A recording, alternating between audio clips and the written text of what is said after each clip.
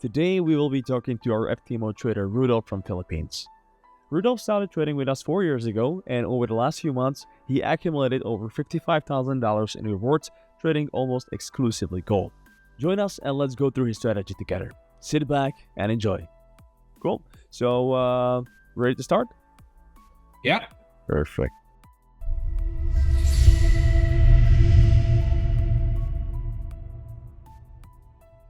Hello everyone, welcome to another interview with one of our FTMO traders. And today we're talking with Rudolf from Philippines. Hi guys. Yeah, my name is Rudolf. I'm 40 years old and I live in the Philippines and I've been trading for 5 years now. So I was a drop shipper before I came to trading way back 5 years when COVID hits. And that's a time that, drop shipping will not work. So I decided to give trading a chance and that's it. All right. That's how it started. So, by the way, before we go further, if anyone is watching us for the first time, FTMO is a modern prop trading firm, and we are looking for people who can manage our FTMO accounts with up to $200,000. So, just like Rudolf here, you've been with us for quite some time. I think you started trading with us in 2021, so about 4 years ago. All right. So you mentioned you were in the dropshipping business. So, was the online business kind of always your thing?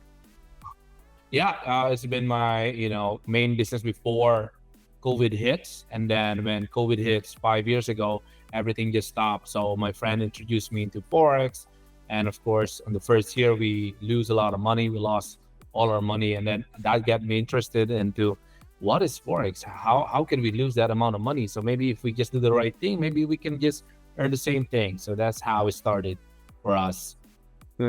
So that's been my main business, selling drop shipping here in the Philippines. All right. And then forex game, it fits my personality. I don't like going out, so I just like sitting around a computer and making money. Yeah, I think that's a pretty good hobby. So you mentioned that you lost all the money. That sounds like the classic, trader story. You began trading, lost a lot, but you were not one of those who would quit after that. So you started trading right away on a live account with a broker? Yeah, I did, because my friends told me, hey, let's try this EA, and this is going to make us a lot of money. So we just put a bunch of money on it and then lost it in Euro USD 5 years ago. So there's nobody to blame. I mean, we all put risk onto something. So that kind of get me interested. It's like, oh, well, how come we lost that amount of money? What did we do wrong? And then from that, I did, self-study on YouTube and try to do things on my own. And from there, I just couldn't stop doing forex from day one because I want to get, back what I've lost. So that's the story of it. Okay. So you started right away with an EA, right? So now, are you still using EAs as well, or have you moved completely to manual trading? Oh, I've stopped using EA. I mean, I gave it a lot of chance. I gave it a lot of tries, but most of the time it's going to just earn a few weeks, or you got lucky a few months, but then one wrong move, then you're gonna get wiped out. So a lot of back testing on MT5 TradingView. That's where I try to get my edge and try to understand how candles work and how structures work. So that's when I get this little baby step of improvement. So I didn't just wake up and become profitable and make thousands. It's a lot of stress, and I've been to hell many times. So yeah, that's gonna be my story.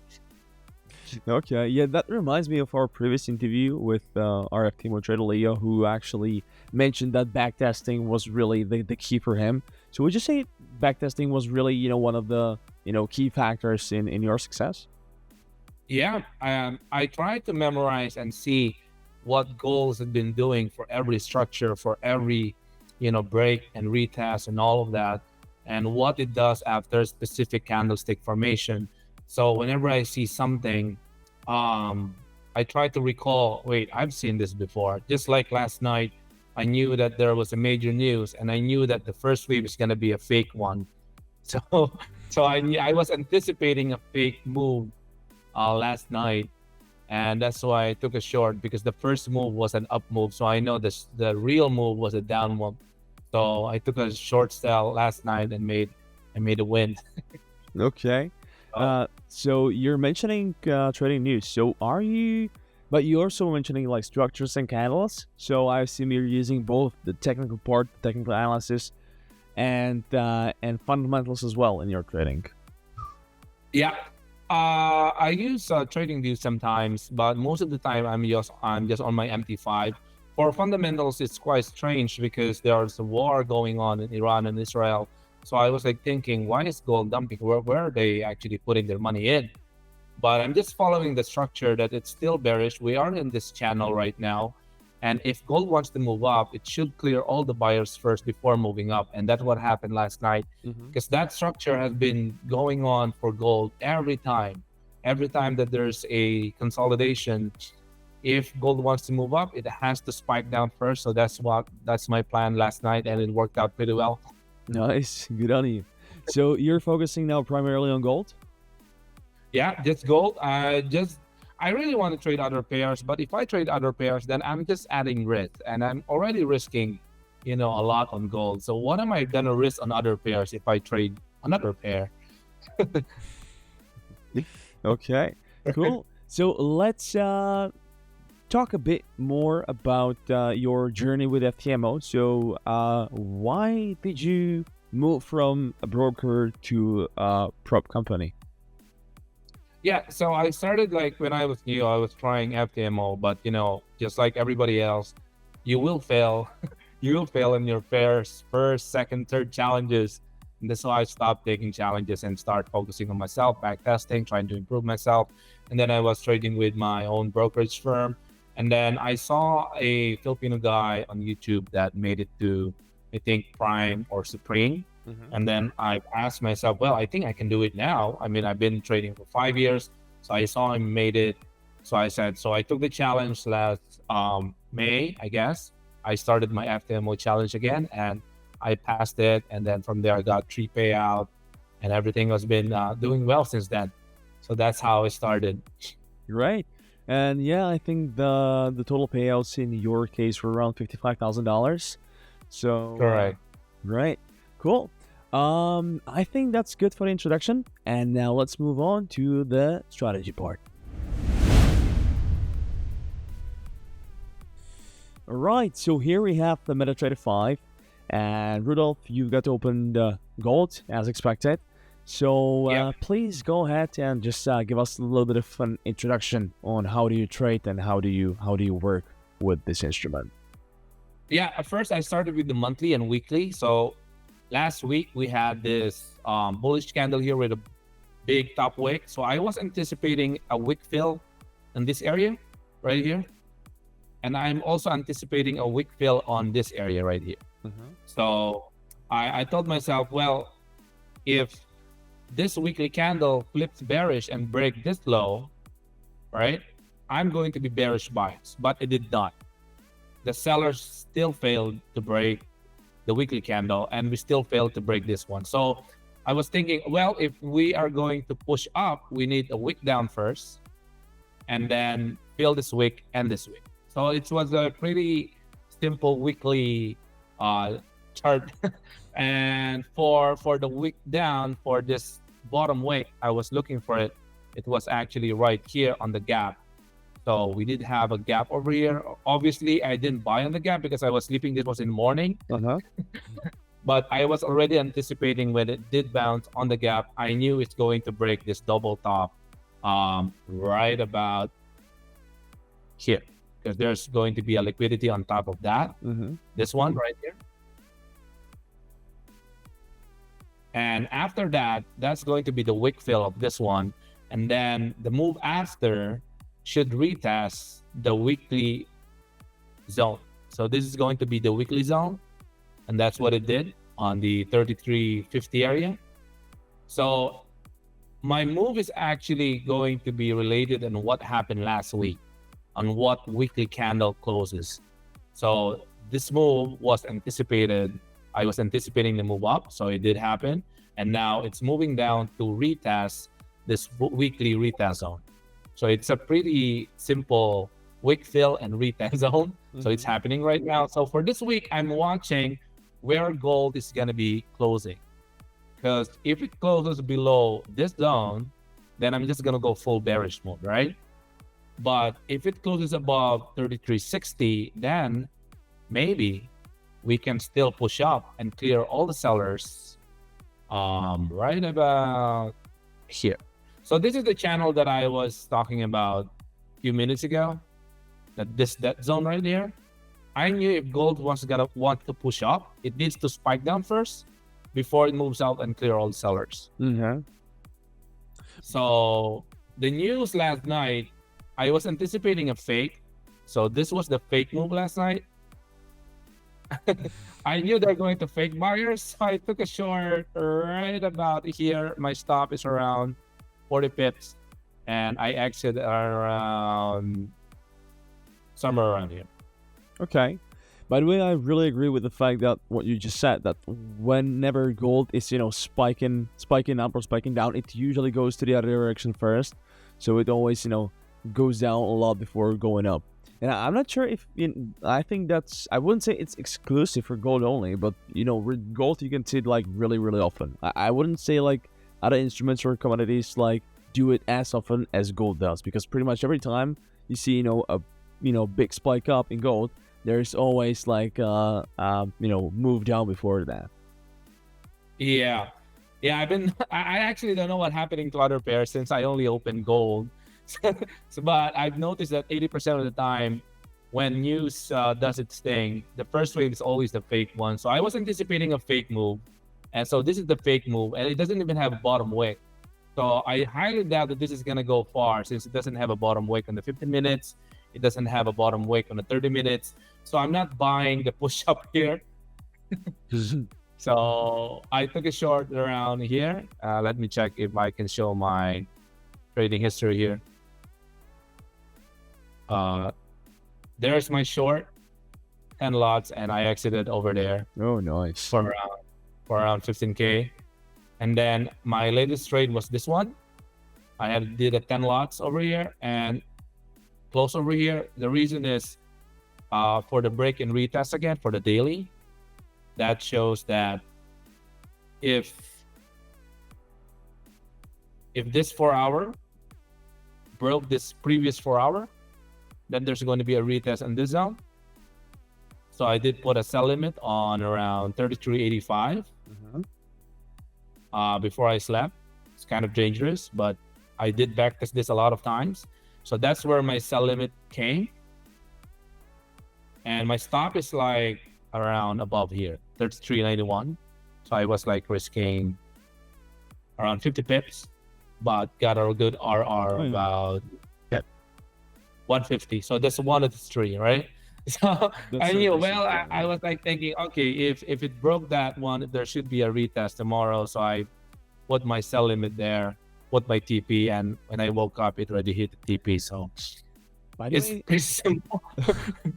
Let's talk just for a little bit about the backtesting. So you said you backtested a lot. So how specifically did you do that?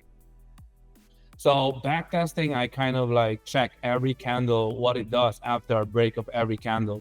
So like, for example, this one, let me see, this candle right here, right? It broke this candle and there's the retest right there. And guess what happens in here again? This candle broke this candle again, came up, retest the same area right there. Same thing happened all the time. 80% of the time it happens. So like this one candle right here, let me see. So this candle right here broke this area right here. Guess where it come back? Same area. Took a short. So I'm just waiting for an impulsive move or a break on the 4 hours and try to go with the trend from there. I noticed it doesn't always work. It doesn't always work 100% of the time, but it's pretty much my bread and butter. I mean, as long as it's more than 50% of the time and you have a decent reward to risk, then what more would you need? By the way, I also noticed you're using pretty high time frames for analysis. So how long do you usually hold your trades? Like, you try to close them intraday, or you keep them open like for a few days as well? I think 90% of the time I try to close it within the day, Uh-huh. because, like, for example, in this range right here, there's no way you can swing this one. But some of my trades actually goes for about a week. I think my longest trade in FTMO came at this area right here on around 2.5 lots. And this is a retest of this area, right? The retest of that area. So I took a short in about 34.07, and I did close in about here, 32.25. So I hold it for, I don't know how many days with this one, from 8 to around 4 days, 5 days. Okay. Yeah. There are times that, there are times I wish I've held longer, but like nobody knows. Like, for example, this one I had a buy over here of 5 lots, right? I had a buy over here, but then market is closing. So I was like, market might gap down and take me out. So I just closed the trade. But then I saw it yesterday after the day. Like, it's, oh my God. Yeah, but it doesn't work out the way you do. exactly. But after you see what happened, everybody would say, like, oh my God, I should have, kept it open. But it's so easy to say it, once what actually happened. Yeah, so I wish I didn't close it, but what if it gaps down and take my FTMO account? That's not gonna be very nice. So I just decided to close the trade. But of course, sometimes it's like, man, that's 5 lots. That's around 40 grand right there, but it's okay. The market is always there for you, so yeah, it's gotta be it. Also with the current politics, keeping trades open on gold over the weekend, you never know what's gonna happen over the weekend. You never know what Trump would say. So I absolutely understand that you would just want to prefer to keep everything closed before the rollover or before the weekend. If the trade actually goes like more than 150 pips in my favor, then maybe I can consider holding it on the weekend. But if it's just 50 or 100 pips, then it's very, very risky. Gold can just gap down, gap up. We don't know. So I just closed it. Okay. So from my understanding, you don't really care what session you're trading, right? So as long as the setup is created, you enter the position, and it doesn't matter if it's, what time it happens. Correct. Lately, it has been very weird since, a year ago, Asian session doesn't even move, but now Asian session actually moves a lot. So most of the time, I'm still sleeping in Asian session. So I don't know why gold's moving very much this year on Asian session, and sometimes New York doesn't even move. So a bit weird. Yeah, I agree, especially with the Asian sessions. You well, not always, but often notice that the gold goes up like crazy during the Asian session. Yeah, this move right here, from this move, I missed this move because I was sleeping. This was in the morning. I had a buy over here, right? I have a good buy over here, but then market is closing. So I was like, man, this is gonna close my buy. It was 4 lots, but I was like, what if it gaps down? So I just closed the trade and saw it the next day on 600 bits. So quite sad, but that's the way how it goes. All right. Last questions in this segment. So, when you open a trade, do you actively manage it, or you just open it, you set the stop loss, you set the profit target, and just leave it be?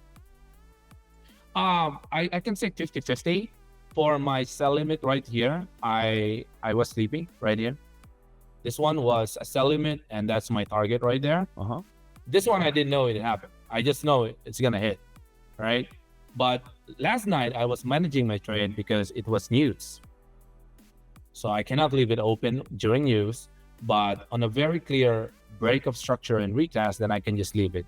As long as I'm going to have a 1:3, 1:4 risk to reward, I'm okay with it. All right. Okay. Cool. Rudolf, I think this is enough for this part. So thank you a lot for that. And let's just quickly move on to the account matrix.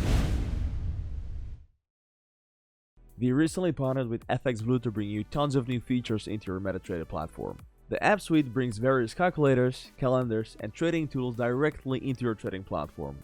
See the download section in your FTMO client area to get it. All right, so here we are in the account matrix of Rudolf's latest FTMO account. So we can see some ups and downs in the beginning. So could you tell us a little bit what had happened there? So this red days, I was trading on my phone. I was a bit stubborn, and then I went back home and got in my momentum again, and from there lost a lot, and then that's where I kind of like got my momentum back. So a lot of noise will happen in your trading journey. It doesn't always happen in a one straight line like that. So pretty much my consistency score is about 86%. I'll take that. My Pretty win good. rate is a little bit low, but my RR is 1:2, so my average profit is always greater than the losses. So that's one thing that I'm trying to improve. Still up to date. All right. Well, so far it's working for you pretty well. So even if the win rate is below 50%, as long as the RRR is high enough, then you're good. And yeah, in the trading journal we can see that it's all made on gold. So yeah, just confirms that it obviously works pretty good for you trading this Yeah. instrument. All right, can you scroll further down? Let's see what stats we have there before we move on to the next part. So we have this one. Uh-huh. Yep. So this is the trading journal. All right. Yeah. So we have all the wins and losses over there. So we have 30 pips loss, 17 pips losses here. But you can see that most of my wins is bigger than my losses. So that's one thing that traders should always aim for. When you win, you have to win big and lose smaller. Again, this one is uh the volume is one lot. I made like 4,600 in this one. So it's pretty good. All right. Yeah, I think those are some wise words. Always aim to win big and cut the losses soon enough. Okay. Thank you. And let's move on to the psychology part of today's interview. If you like our interviews, subscribe to our YouTube channel for more. We'll be also looking forward to your feedback in the comments. Alright, so in the final part of today's interview, we will be talking about something we haven't really spoken a lot about, and that's psychology. We talked a lot about the technicals, we talked about fundamentals as well, but we haven't really touched upon the psychology part of trading. So, how was it for you, getting used to being a trader? Did you have to, battle some psychological obstacles on your way? Yeah, I think this is the hardest part of trading is psychology. It's not always about the chart, it's about you. So I think, the hardest part is losing money. But since I was playing poker before, so I'm kind of like used to losing money. So I think for most traders, new ones, it's a bit difficult for them because they're not used to losing money and they just want to earn money. So my background, I did play poker a lot before. So losing money is like just another day for me. The hardest part, I guess, it's going to be the revenge trading Uh-huh. where you're going to try to make, the losses. And the thing is you're going to lose more if you do that. That's had been my battle for the past years. And when I improved that bit by bit, I didn't just wake up and forgot about revenge trading, but it improved over time. And of course, FOMO is there, but I'm not getting FOMO already. I mean, I passed on that one.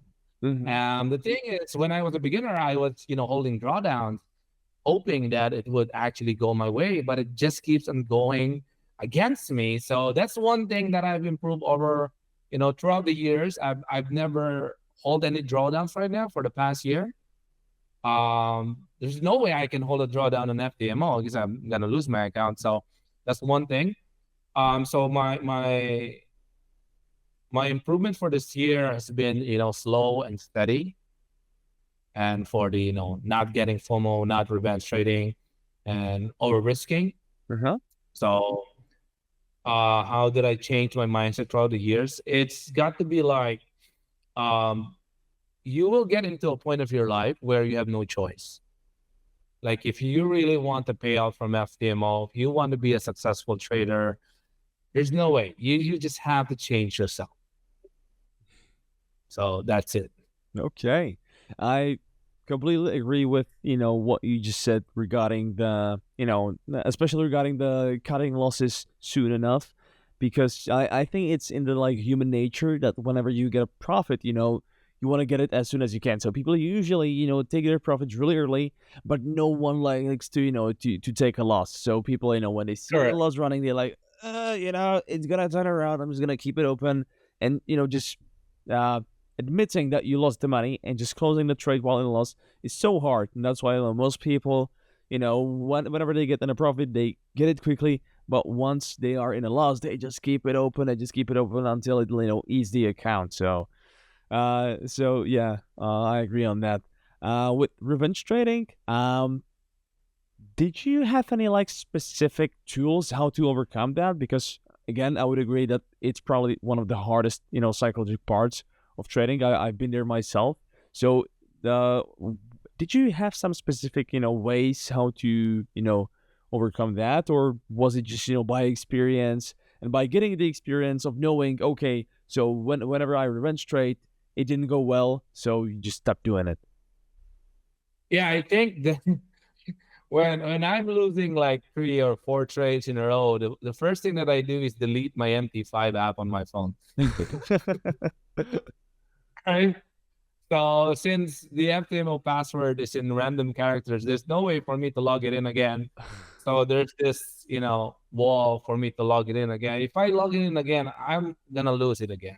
So that's one thing that I do now, especially if I lose, 3 trades, 4 trades in a row. Uh-huh. I try to just delete the MT5 app and just walk away. Okay, so it's I mean, sort of forcing you, away from the trading platform. yeah, I think the best thing to do is just walk away. Uh huh. Because gold is not going to stop moving. And if you try to chase it, most of the time, on my experience, when I try to chase it, gold just keep on, screwing me up more. So I'll just delete my MT5 and walk away. Okay, that's I wish I would have done that in the past a few times. Now last question regarding this. So obviously, throughout your trading journey, throughout the last 5 years, you have matured and changed a lot psychology wise.